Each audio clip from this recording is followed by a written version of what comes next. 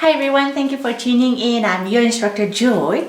Thank you very much for your kind words and questions. I hope all of you are staying well and healthy, and I really appreciate your kind donations and encouraging emails, booking lessons with me, and supporting me also in my Patreon page. I really appreciate. So today we're going to talk about double stops or double stopping. We're talking about the same thing. Double stops is when we play two notes at the same time. Something like or yeah, those are double stops. So we know a lot of fancy repertoires has a lot of those double stops. As soon as we get a little more advanced, we have to learn this difficult left hand technique of double stops. Often, however, we're faced not knowing how to fix it. We can tell that's not in tune, we can tell the left hand is very tense, but we do not know how to fix it or how to approach it right in a natural way. So I'm going to suggest a couple of things. Let's first start analyzing the methods that's already out there. There are many, but I'm going to talk about three main things. So Galamian's approach, Ivan Galamian's, and Karflesh, and Otaka Sevcik.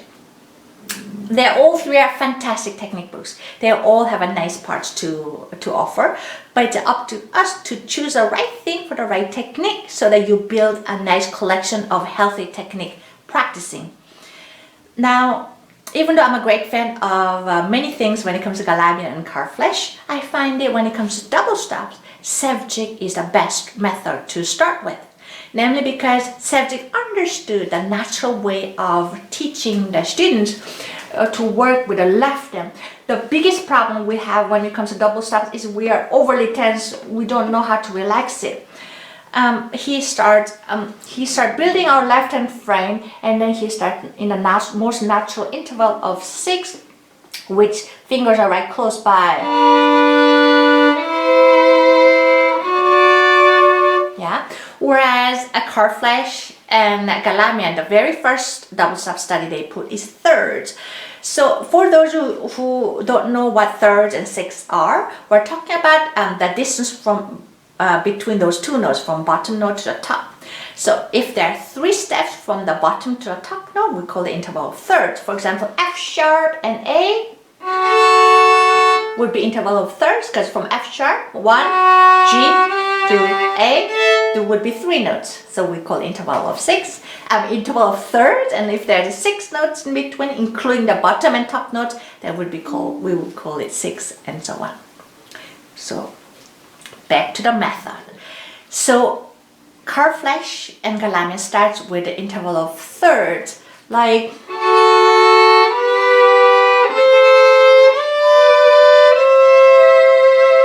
which we ultimately want to learn. But as you notice, it's not most natural way, because we have to use 1 3 and 2 4, 1 3 and 2 4, which is harder. The fingers are far away. The distance between 1 and 2 and 3 4 may not be always same, yeah, and then we have to calculate. That's a little hard, and that's when we start getting more tense. We're pressing it harder because we're trying to forcefully fix it. Whereas Sevcik understood that this is an artificial left hand motion, therefore he finds a way to approach a more natural way. He understood that building the left hand frame with the octave, and the very first real double stop he tried, which is from number 3, is interval of 6. So I'm gonna make another video about interval of 6, which should be done as a very first double stop study. But today we're gonna talk about building the left hand frame through octave exercises. So very same book, which is Sevcik's Preparatory Exercises of Double Stops, Opus 9. Very first one, if you go through the books, there's number 9. It's octave from 1 step up and 1 step down. That's a good way. You don't have to start from G string. It can be any string that you choose. However, I find middle strings are a little easier, because naturally, with the help of gravity, it's easier to play on 2 strings. In G string, you can do the same thing, but a little more attention is required. Same thing on A and E string. So start in the middle string. See if you can draw 2 strings very naturally here. Make sure it's not that you have to press more. It's just place the bow not near the bridge where the string is very rigid, but place the bow where it's a little more flexible, a little closer to the fingerboard. And then raise elbow high enough so that you can be in between A and D string. So this would be for the A string, this would be for the D string in between, and you don't have to press it, but just simply adjusting the height of the elbow, you should be able to do in the both string. Try to produce sound without pushing it too much if you can.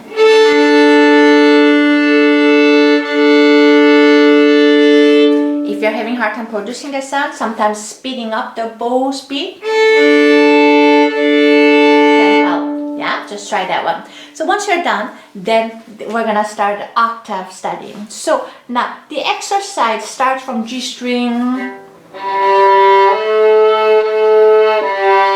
but let's try from the A and D string, not G and D, so that we can have a little more easier position for the right hand.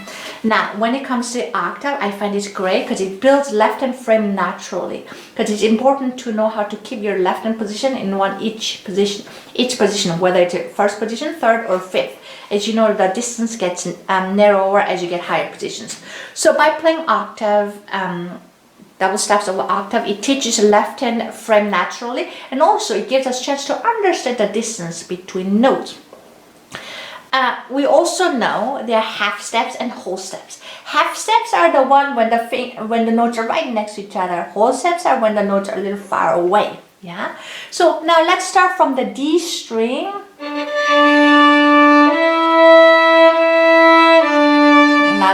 Now E and F, it's only half steps, so we have to move only a little. Now F and G whole step, so we have to move a little further. Oh, and I don't like that. So now, things to remember. We feel like when we play double stops, we have to press double harder, but actually it's the other way around. We have to make fingertip lighter. When you look at really closely, how the left hand finger pressure, how it goes, it does not go all the way down. It touches very lightly, just enough to make sound, but we're keeping the fingertip really light.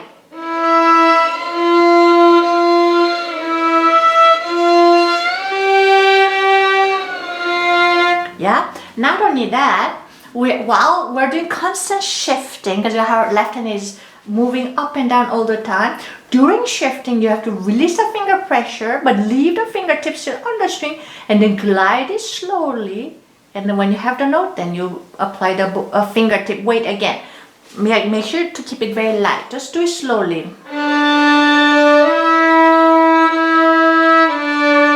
Then here, slow shifting, light fingertip.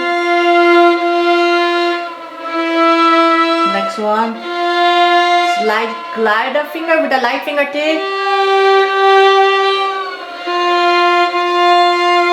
Yeah, make sure to keep it very light. Another thing to hear, if you can make it in tune, don't worry. When it comes to octave, it's easy to play in tune when you listen to the bottom one. So listen to the bottom one here. So you can still place all 1 and 4, but play with a bow only the bottom string, in this case D string, like this.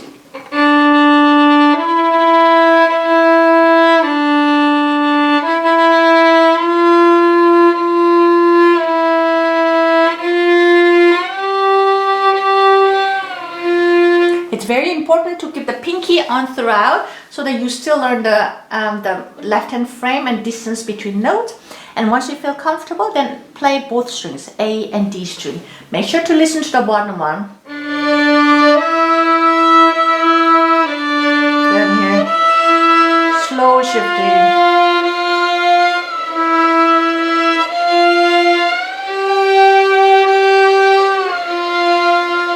Yeah. Notice that when I'm not necessarily playing loud, because the biggest enemy is the tension of both left and right hand.